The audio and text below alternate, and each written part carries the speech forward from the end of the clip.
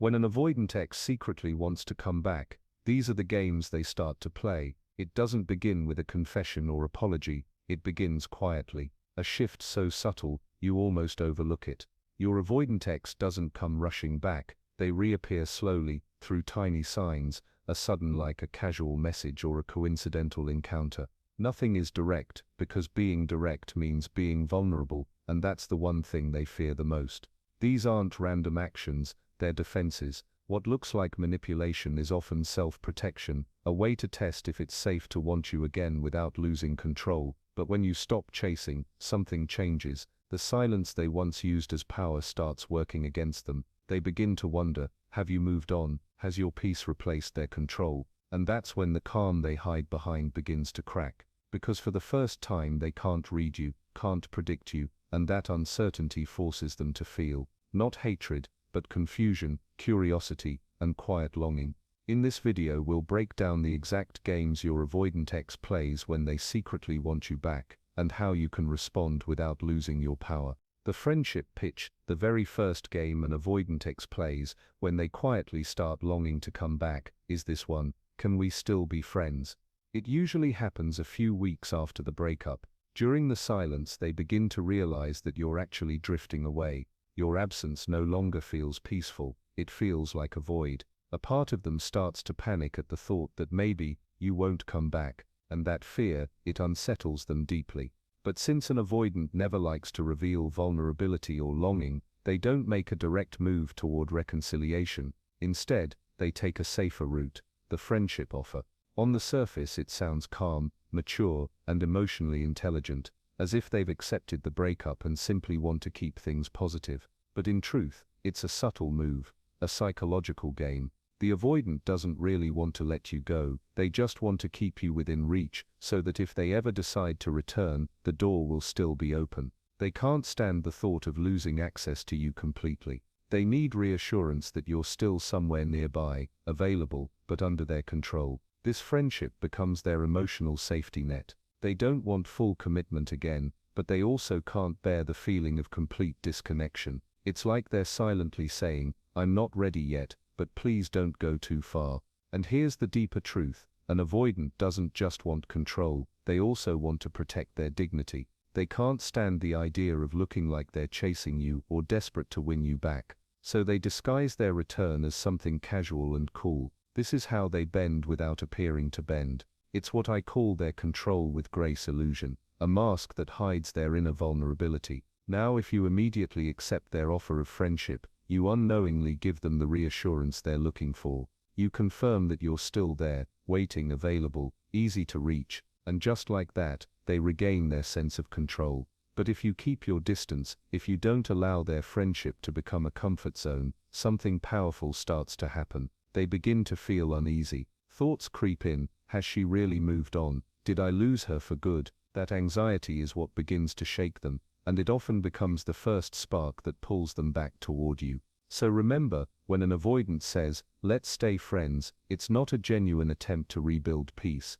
It's a subtle psychological strategy, a way to keep you close enough to not lose you, yet far enough to protect their pride. If you hold your boundaries firmly, without hostility or neediness, that's the very moment they start to feel the real fear of losing you.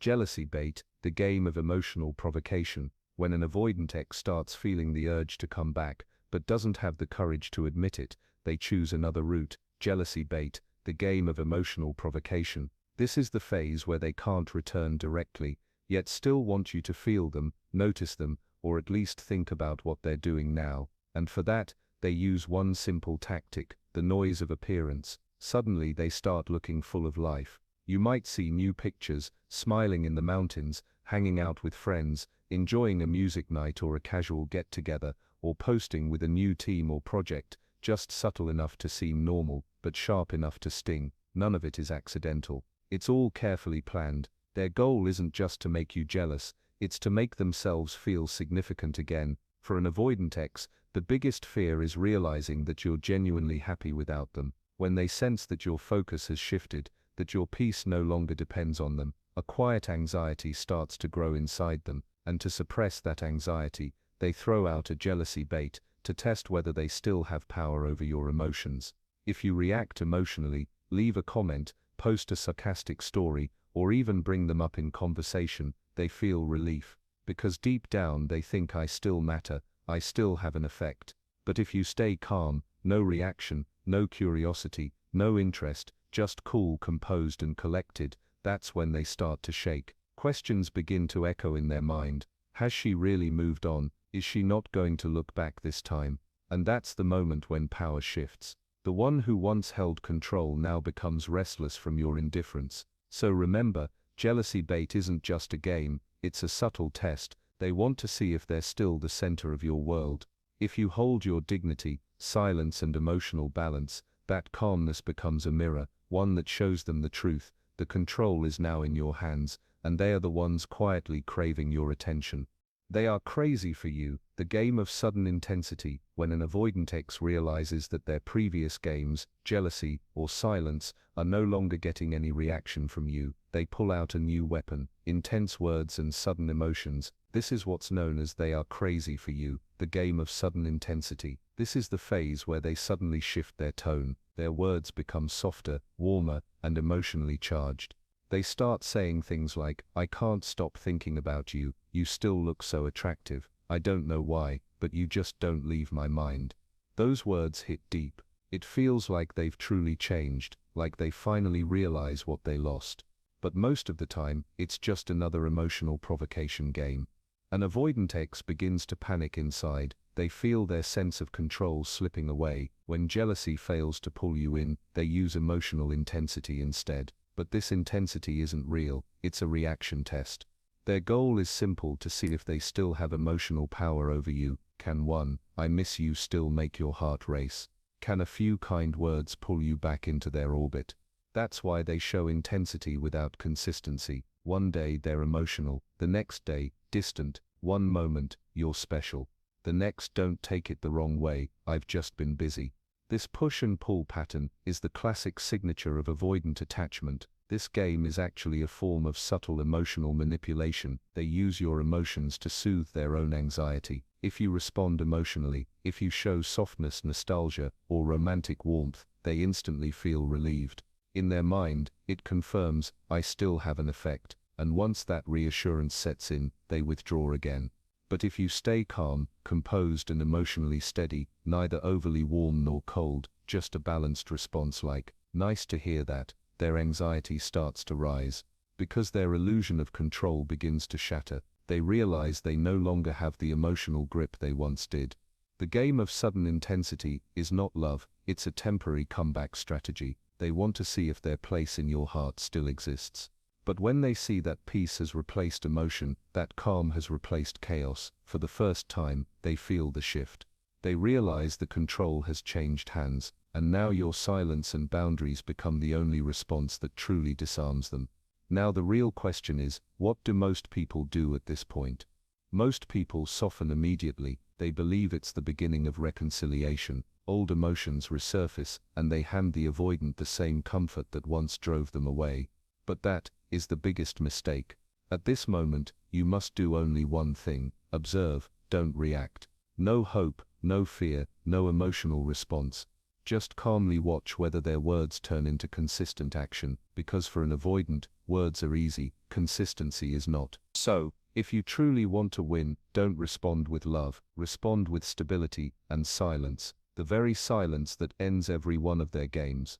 When an avoidant ex starts playing these subtle games, the friendship pitch, jealousy bait or sudden intensity, it's easy to get pulled in. Their moves are designed to provoke a reaction, test your emotions and see if they still have influence over you. But here's the key: these games only work if you give them power. The moment you react emotionally, you hand back control. A jealous comment, a nostalgic reply, or even showing too much interest confirms to them, I still matter, I still have an effect. That's exactly what they want, a reassurance that their presence still affects you. The real strategy is subtle, yet powerful. Observe, don't react. Maintain calm, consistency, and emotional balance.